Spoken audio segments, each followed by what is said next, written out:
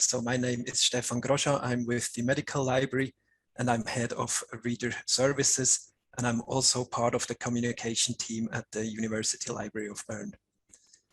I will be going through my slides very quickly in the hope we have more time for the live presentation afterwards. So everybody knows the problem. You have done some interesting work and you want to show it to people, and then people tell you, well, that's all very interesting, but it's too boring without pictures.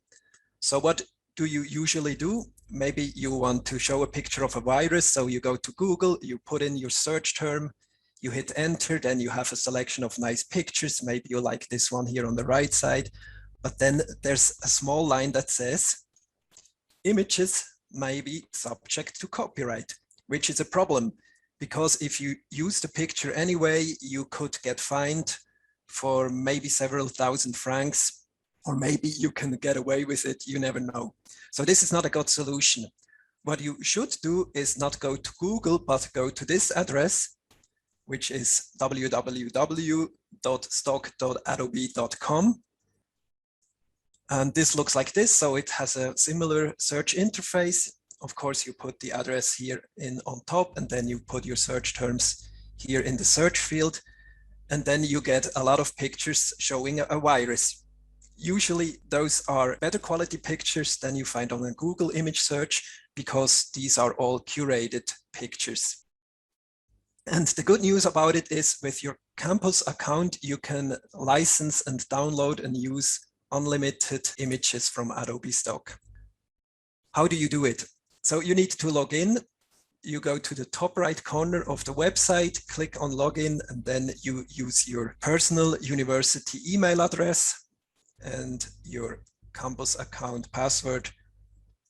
And then you can also click yes here to stay signed in. And then you go back to your search, and now you can choose this little blue button here that says license. And with that, you can download and license the picture for use. Please don't make the mistake and don't use this download icon right here, because this will only download a small quality preview of the file. If you want the real file, you need to press on license here on the blue button. So what can you do with this license? Bern University has a license for all co-workers for Adobe Stock, and you can see here what is allowed.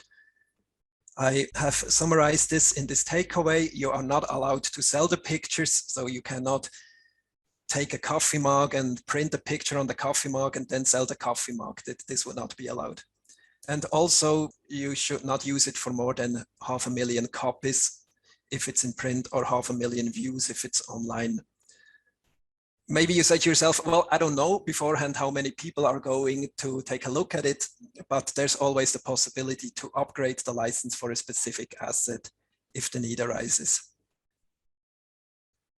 The work must be related to Bern University. You cannot just download it and use it for your personal website if you have something that doesn't have to do with Bern University. But, and this is another advantage, you do not need to make any information about the source or copyright. So you don't need to write in image by Adobe Stock or photo by this and this person. You can just use the picture without any copyright information at all. This is a huge plus in my opinion. Here are a few do's and don'ts. Of course, you should always observe the corporate design guidelines of the University of Bern. I've put in the link here. You find it on the website at the Uni intern. I'm afraid it's in German only. And then also my more personal tips, try to find a style and don't overdo it with the pictures, and also pay attention to the colors, that you do not use too many different colors. Here's an example of something you should avoid. What are the problems with this photo? Well, first of all, we have gender stereotypes. We have a group with a male leader. And then we have something like sex discrimination, because the man is shown big and in front, whereas women are small and in the background, and they are also out of focus. So this is something that goes a little bit against the corporate guidelines of the university. Also, you could say there's a lack of diversity in the picture. And this is now more my personal opinion. For me, this picture is maybe even a little bit too generic and too unpersonal. And I also think it feels a little bit too much like out of a commercial or corporate communication. So this is something that I wouldn't use.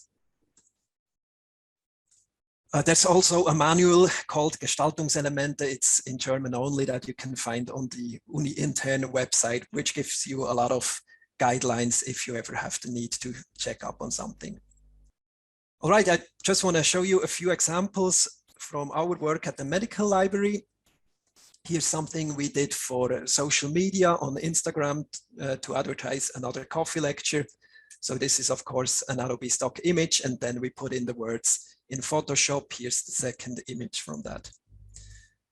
In the library, we have always to tell the students to be silent and this and that. And for that, we make a lot of small posters that we can put on the doors and similar places. And for this, we always try to use a similar style of images, which are vector graphics, so that there's some kind of a line, so people can recognize it again. And of course, we also use the corporate design with this layout of the university. Here's another example. It's a little bit childish, so maybe not appropriate for every scientific or academic purpose. But this was the presentation of my master thesis in information science. And I think it was quite appropriate for this occasion. Sometimes you just want to do less, maybe just put in a few icons to set the context. Something similar I did here, it's from the same presentation from my master thesis. Or this picture, we usually use it to signify all the electronic resources that we have in the library.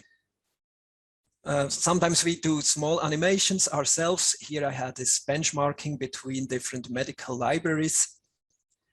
And this was something we used for Instagram, for an Instagram story. So the pictures are all from Adobe stock, and we animated it ourselves with Adobe Animate. Here's another example. Again, this was an Instagram post, and we wanted to show people how they can print per mail. And again, we used pictures from Adobe stock, and then we animated them with the app Adobe Animate. All right, that's it. A few last words about Creative Cloud.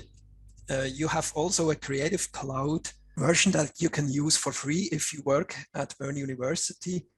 Here you can see the apps that I have installed on my own laptop, which I use all the time. It's Photoshop, Illustrator, InDesign, Premiere Pro, and Animate. If you want to get them, you go to the Adobe website, you sign in again with your campus account, and then you should be able to download all these apps. This is very great value. If you have to buy them yourself, you pay something like 700 francs every year.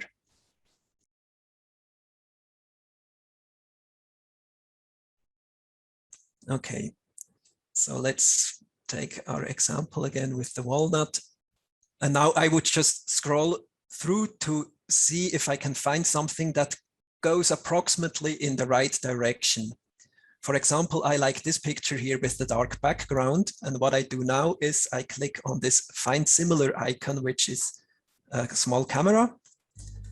And now it searches on the basis of this photo for similar photos. So now I have another selection, but these are all closed walnuts. I was hoping to find one that is open. Yes, if I scroll down enough, we find a few. So I do it again, just the same principle. Again, I click on Find Similar. And I was actually hoping to find just one open walnut. Yes, something like this maybe. So now it says free with trial. So this must be because I'm maybe not logged in. Let's see. Yes, so I click on sign in. My email address is already here. And the password is already entered. So this should be a short thing. It always asks again, although I always say, yes, I want to stay signed in. This seems to be another bug of the website. And now I really can just click on license here and it will be downloaded automatically. And since we have unlimited pictures, I can download every picture that I want. this dialog box opens up because the browser asks me where I want to save the picture. You only see the filters if you already did a search. So now you have the filters on the left side. You can also make a check mark if the picture should be more in a horizontal format or in a vertical or a square or a panoramic format. What kind of colors do you want? How big the picture should be? If this is maybe useful if you want to do a very big printout and you need a high resolution picture. Something useful is here at the bottom where you can choose a color. Then you have this color picker. Let's say, for example, we want something with blue colors in it. So I would go to the blue right here. Well, let's go more to the green because that's the color of the medical library. And let's select one. And now let's see what this gives us. So now we have pictures with blue in it and with the search term walnut. If I change it to another color, let's go with something screaming like pink. Let's see what happens now. Okay, it mostly seems to apply to the background of the picture. And here you have the possibility to make a check mark for undiscovered content, which means it will show you images first that have not been used yet widely by the community.